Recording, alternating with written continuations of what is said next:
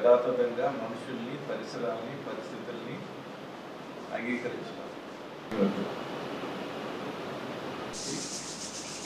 నెమ్మదిగా చిరునవ్వుతో కార్యక్రమం తీసుకుని చేశారు. 7 సంవత్సరాల క్రితం ఇదే తెలుగుదేశం ప్రభుత్వం అధికారంలో ఉన్నప్పుడు చంద్రబాబు నాయుడు గారికి యోగా అకాడమీ స్థాపించండి, దీని పట్ల అవేర్నెస్ కల్పించండి, దీన్ని అందరూ జీవితంలో భాగం చేసుకుని ఇలా చేయండి అని చెప్పి ఆయన దగ్గరికి వెళ్ళి నేను 2-3 సార్లు వినతి పత్రాలు ఇవ్వడం జరిగింది. అలాగే ఉమెన్స్ బ్యాంక్ ఎస్ఆర్ఎం కాలేజ్లో ఒక ఇంటరాక్షన్లో ఆయనతో స్కూల్ స్థాయిలో యోగా ప్రవేశపెట్టినట్టయితే పిల్లల్లో కాన్సన్ట్రేషన్ పెరుగుతుంది, కాన్ఫిడెన్స్ లెవెల్స్ పెరుగుతాయి, ఇదే టాలెంట్స్ బయటకు వస్తాయి, వాళ్ళు ఫ్యూచర్ లీడర్స్గా తయారవుతారు అని చెప్పి ఒక సూచన చేయడం జరిగింది. తప్పకుండా చేద్దాం, పెద్ద ఎత్తున చేద్దాం అన్నారు. ఇంత భారీ ఎత్తున చేస్తారని అనుకోలేదు.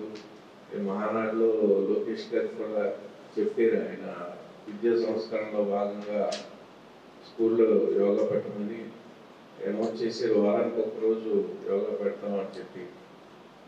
ఇది చాలా మంచి శుభ పరిణామం. ఇప్పుడు ఆ డిఎస్పీ గారిని మాట్లాడాల్సిందిగా కోరుతున్నాను. జయ గురుదేవ్. ఆత్మబంధువులందరికీ కూడా ప్రణామాలు. బహుశా ఇప్పుడంతా కూడా మీరంతా యోగ బంధువులయ్యారు. యోగంలోనికి ప్రవేశిస్తేనే ఆత్మ బంధువులుగా మారుతారు అన్నటువంటిది మహాగురువులు చెప్పినటువంటి మాట. సో ఈరోజు ఇక్కడ మీరంతా వచ్చినందుకు మీ అందరికీ కూడా శుభాభినందనలు తెలియజేసుకుంటూ, అందరూ ఇక్కడే ఉన్నారు, మీరంతా కూడా చాలా సంతోషం. మీరంతా ఇక్కడ ఉన్నారు అని చెప్పి నేను కూడా అనుకుంటున్నాను. మరి ముఖ్యంగా ఒక మాటతో ఈ కార్యక్రమాన్ని స్టార్ట్ చేసుకున్నాం. మీ అందరికీ తెలిసిందే, వేద విద్య, యోగ విద్య, బ్రహ్మ విద్య. వేదము అంటే జ్ఞానం. జ్ఞానాన్ని తెలుసుకుంటే అది యోగ విద్యగా మారుతుంది. యోగ విద్య మారిన తర్వాత ఆ యోగ విద్య బ్రహ్మ విద్యగా మారుతుంది. ఇందాక అమ్మ చదివింది, కూటస్థం కూటస్థం కూటస్థం. ఎక్కడ ఉన్నారు పరబ్రహ్మ? కూటస్థంలో ఉన్నారు పరబ్రహ్మ. ఆ కూటస్థానికి ప్రయాణం చేసేటటువంటి విద్య పేరే యోగ విద్య అంటారు. ముందు జ్ఞానాన్ని సంపాదించుకున్న తర్వాత ఆ జ్ఞానంతో మనం యోగంలోనికి ప్రవేశిస్తాం. యోగంలోనికి ప్రవేశించిన తర్వాత అసలు సిసలైనటువంటి బ్రహ్మ విద్య వైపు ప్రయాణం సాగుతుంది. అందుకే పరిపూర్ణమైనటువంటి బ్రహ్మ విద్య అని చెప్తూ ఉంటారు లక్ష్మయ్య గురూజీ గారు. సో ఈ కార్యక్రమంలో ఈ రోజున మేము ఈ కార్యక్రమానికి ఒక చిన్న పేరు పెట్టుకున్నాం, నరుడా ఏమీ నీ కోరిక. ఏమిటది? గట్టిగా చెప్పాలి, నరుడా ఏమీ నీ కోరిక. దానికి అనుసంధానంగా కొటేషన్ ఏంటంటే, సాహసం సేరా డిమ్మగా రాజకుమారి లభిస్తుంది. కోటాను కోట్లకి, వేల కోట్లకు పడగలెత్తినటువంటి వాళ్ళు కూడా సైలెంట్గా కూర్చొని ఉన్నదంతా ఇతరులకు ఇచ్చేసి, అది ఒక రంతిదేవుడు కావచ్చు, ఒక అబ్దుల్ కలాం కావచ్చు, మహానుభావులు చరిత్రలో ఎంతోమంది, వాళ్ళు ఎక్కడో ఉన్నారు, వాళ్ళని ఒక్కసారి జ్ఞాపకం చేసుకుందామనే ప్రయత్నం మీరు చేయగలిగితే ఆ నేను అనేటువంటి ఆ మహా రాక్షసి కొంతవరకు కూడా తూట్లు పొడవగలిగినటువంటి వారు అవుతారు. ఆ నేను అనేది పోనంతసేపు మీరు ఎంతసేపు కూర్చి జపాలు తపాలు చేసినా, ఎన్ని గుళ్ళు తిరిగినా నో యూస్. ఆలోచన అనేది చాలా తప్పు. యోగా అనేది ఏంటంటే ఒక్క శరీరానికి సంబంధించి అదేదో సన్నబడి ఏదో మనం నాజుగ్గా కనపడటం కాదు, మనం మానసికంగా శారీరకంగా కూడా ఒక ఆరోగ్యకరమైన వాతావరణం కల్పిస్తుందన్నమాట యోగా అనేది. యోగా అంటే ఒక్క ఎక్సర్సైజెస్ కాదు, దాంతోపాటు ధ్యానం కూడా ఉంటుంది. అంటే మన మనస్సుని శరీరంతో అనుసంధానం చేయటం అనమాట.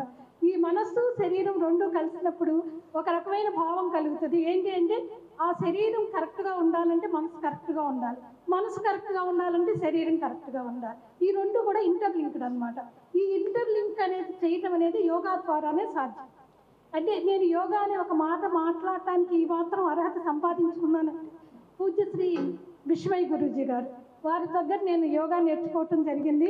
ఆ రోజు చదివినప్పుడు యాక్చువల్గా అది నేర్చుకునే టైంలో ఆయన మాకు నేర్పిన ఒక సమాధి అని ఇప్పుడు మనందరం చేసాం. ఒక 10 నిమిషాలు, ఒక పావు గంట సేపు మనం సమాధి స్థితిలో ఉన్నాం.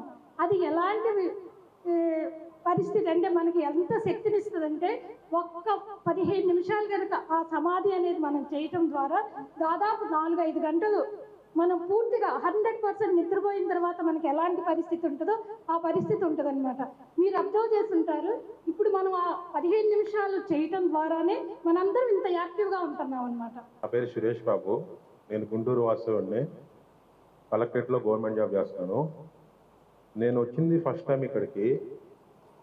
ఈ వచ్చిన ఫస్ట్ టైంలో నేను గ్రహించింది ఏమంటే ప్రతి ఒక్కళ్ళు కూడా చిన్నపిల్లలు మొదలుకొని పెద్దవాళ్ళ వరకు భర్త భార్య మీద, భార్య భర్త మీద, పిల్లలు తల్లిదండ్రుల మీద జయించాలనే పదాన్ని ఉపయోగిస్తుంటారు.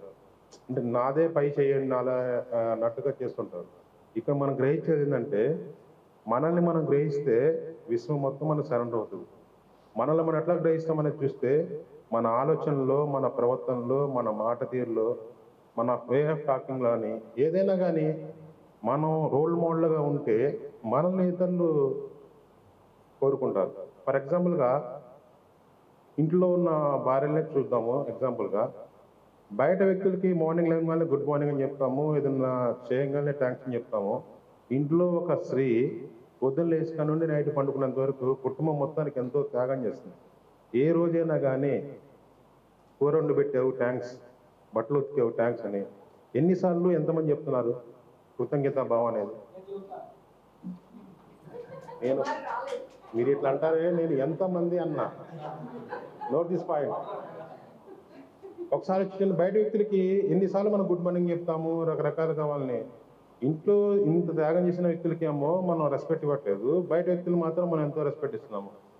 దీన్ని బట్టి మనకు తెలుస్తుంది మన లివింగ్ అనేది ఎవరితో ఎలా ఉంటున్నాము, ఎట్లా ఉంటున్నాము, ఎంత టైం ఉంటున్నాము అనేది తెలుస్తుంది అనేది నేను తెలుసుకున్నాను. ఎవరైతే వాళ్ళని వాళ్ళు జయిస్తారో అప్పుడు సమాజం బాగుంటుంది. మన వేరే వాళ్ళకి చెప్తే మాట్లాడండి. పిల్లలు కూడా చూడండి, పిల్లలకి 9 గంటలకు పండుకోమని చెప్పేసి పేరెంట్స్ నైట్ 1 గంట దాకా టీవీలు చూస్తూ వాట్సాప్ చూస్తే పండుకుంటారా? అదే పిల్లవాడు మిమ్మల్ని క్వశ్చన్ చేస్తే మీరు మమ్మల్ని పండుకోమంటున్నారు, మీరు పండుకుంటున్నారా అని ఎదురు మాట్లాడితే ఎట్లా ఉంటుంది? మీకు ఆన్సర్ దొరుకుతుందా? ఆ విధంగా మనం చేసే మా పనుల వల్ల ఎదుటి వాళ్ళకి రోల్ మోడల్ ఉంటే మన ఎదుటి వాళ్ళు చెప్పాల్సిన అవసరం అన్నారు కదా. అయితే కోరికలన్నీ తీరిపోయి కోరికలు లేని స్థితికి తీసుకెళ్లేదే ఈ రాజయోగం. డిజైర్స్ అన్ని ఫుల్ఫిల్ అయిపోయి డిజైర్లెస్ స్టేట్కి తీసుకెళ్తారు. అంటే వితౌట్ ఎక్స్పెక్టేషన్ చేస్తాము, నిష్కామ కర్మ చేస్తాము, కానీ మన అవసరాలు ఆ ఆలోచనలు అన్నీ కూడా సాటిస్ఫై అయిపోతాయి. ఇంకా మరణం గురించి మాట్లాడారు. జన్మ జరా మృత్యు వ్యాధి నో వన్ కెన్ అవాయిడ్. పుట్టడం, చనిపోవటం, మధ్యలో రోగం, వృద్ధాప్యం, ఇవి అందరికీ కూడా కామన్. వీటిని మనం అవాయిడ్ చేయలేం. అలాగే గతం, భవిష్యత్తు, వర్తమానం. గతం భీష్మి గురించి చెప్తారు కదా, చచ్చిపోయిన శవం తిరిగి రాదు, దాని గురించి ఆలోచించాల్సిన పని లేదు, శవాన్ని శ్మశానంలో పడేస్తాం కదా. అలాగే భవిష్యత్తు పుట్టని బిడ్డ ఇంకా పుట్టలేదు. ఆడ పుట్టొచ్చు, మగ పుట్టొచ్చు, మాడ కూడా పుట్టొచ్చు. అందుచేత భవిష్యత్తు గురించి ఆందోళన పడాల్సిన పని లేదు. వర్తమానం, ప్రజెంట్ మూమెంట్, ఈ క్షణంలో జీవించటం ద్వారా భవిష్యత్తుని మనం అందంగా డిజైన్ చేసుకోగలుగుతాం. ఇంకా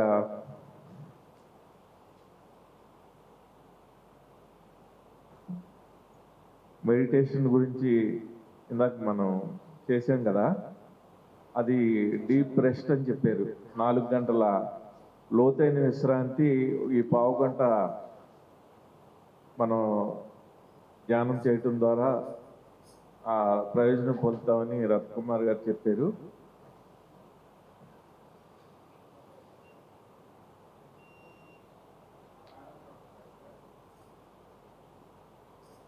వేదం అంటే జ్ఞానం అని చెప్పారు డిఎస్పి గారు. ఇప్పుడు వేదాంతం అనే మాట మనం వింటూ ఉంటాం. వేదాలకు అసలు అంతం లేదంటే ఎప్పటికప్పుడు ఈ జ్ఞానం వస్తూనే ఉంటుంది. అందుచేత వేదాంతం అనే మాట రాంగు. వేదం జ్ఞానం అది దానికి అంతం అనేది అసలు లేదు.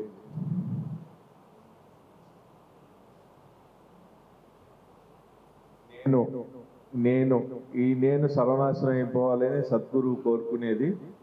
ఆ నేను దుంపనాశనం అయిపోయినప్పుడు అసలైన నేను బయటకు వస్తుంది. శరీర మాధ్యంకలు ధర్మ సాధనం. ఈ ధర్మ సాధన చేయడానికి ఈ శరీరం వచ్చింది.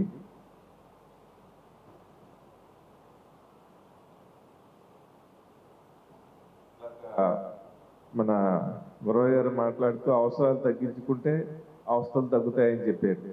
మన సనాతన ధర్మం ఏం చెప్పింది? రోటీ కావో ప్రభు కా గుణ్ కావో. సింపుల్. ఆ సింపుల్సిటీనే నేర్పింది. కానీ మనం ఏవో తగిలించుకుని ఇబ్బంది పడుతున్నాం. లైఫ్ ఈజ్ సో సింపుల్, కానీ దాన్ని కాంప్లికేటెడ్గా మార్చుకుంటున్నాం మన మనసు స్థిరంగా లేకపోవటం వల్ల. యోగం ద్వారా స్థిరంగా నిశ్చలంగా వచ్చిన తర్వాత లైఫ్ అంతా నల్లేరు మీద నరకే.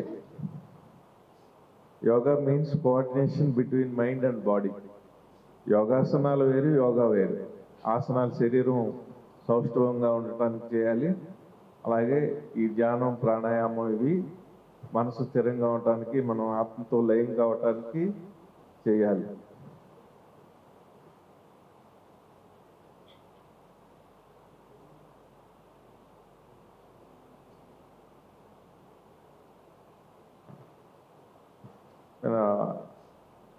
గుడ్డివాడు చూడగలిగిన బృందావనం పాట ఉంది కదా. మనసు బృందావనంలాగా తయారైతే మనసే అందాల బృందావనం అయినప్పుడు ఆ పాట చాలా అద్భుతమైన మీనింగ్ ఉంటుంది. ఎవరైనా చేయొచ్చు. అంతఃచక్షువులు తెరుచుకుంటాయి కదా, అప్పుడు చూడగలుగుతారు.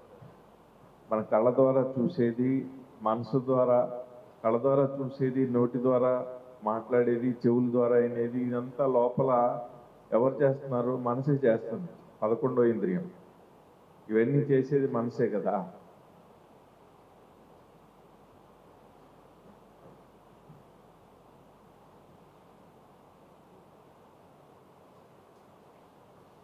సంఘం అంటే సత్పురుషుల కలయిక. అందరూ ఇక్కడ ఒక మంచి పాజిటివ్ వైబ్రేషన్స్తో ఉంటారు. గుడికి వెళ్ళినప్పుడు ఎలాంటి ప్రశాంతత పొందుతున్నారో అటువంటి ప్రశాంతతని, ఆనందాన్ని సత్సంగం ద్వారా పొందుతున్నారు. ఇది మామూలుగా సెల్ ఛార్జ్ అయినట్టుగా ఇలా ఛార్జ్ అయినప్పుడు ఈ ఇన్ఫ్లుయెన్స్ వారం రోజులు ఉంటుంది.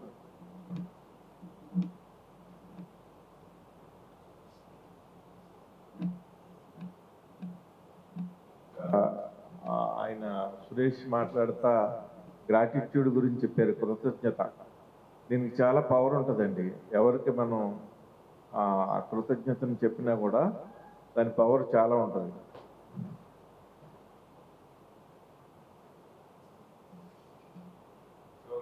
మనం ఇంకొకటి, యోగా డే ఎంత అద్భుతంగా జరిగిందో అలాగే వరల్డ్ మెడిటేషన్ కూడా జరగాలని మన అందరం కూడా ఒక గ్రూప్ సంకల్పం చేద్దాం. ఇందాక రత్నకుమార్ గారు చెప్పారు కదా, ఈ సామూహిక ప్రార్థనకి చాలా శక్తి ఉంటుందని. ఆ మెడిటేషన్ కూడా చాలా అద్భుతమైంది. మనసు స్థిరంగా ఉండటానికి, ఆహ్లాదంగా ఉండటానికి, ఆనందంగా ఉండటానికి, శాంతిగా ఉండటానికి ఈ మెడిటేషన్ చాలా ఉపకరిస్తుంది. దాదాపు 9 వస్తూ ఉంది. మనం రెగ్యులర్గా టైం కంటే మించిపోయింది ఇవాళ. అని సత్సంగం చాలా బాగా జరిగింది. ఈరోజు దీన్ని రికార్డ్ చేసిన శ్రావణి గారికి, దీన్ని బాగా జరగటానికి కారకులైన డిఎస్పి గారికి, రత్నకుమార్ గారికి, అనితకి, ఇంకా మిగతా మాట్లాడిన వాళ్ళందరికీ కూడా ధన్యవాదాలు. మనకి ఇంత చక్కగా సమావేశం అయ్యి కంఫర్టబుల్గా ఈ సత్సంగాలు నిర్వహించడానికి మాకు సహకరిస్తున్న నాగేశ్వరరావు గారు, అంజలి వాళ్ళకి కృతజ్ఞతలు. కొంచెం కంఫర్ట్ ఉన్నప్పుడు చేయగలుగుతాం కదా. ఎలా అంటే బయట చాలా వేడి ఉంది, ఇప్పుడు సెకండ్ సమ్మర్ లాగా ఉంది, చెమటలు పోస్తూ ఉన్నాయి. చక్కగా ఇక్కడ ఏసీ వేసారు, ఫ్యాన్లు వేసారు, కూర్చుని మెడిటేషన్ చేస్తూ ఉన్నప్పుడు హిమాలయాల్లో కూర్చున్నంత హాయిగా ఉంటుంది కదా.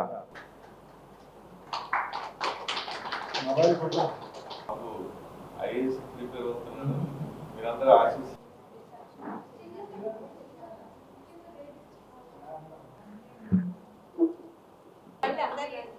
అందరూ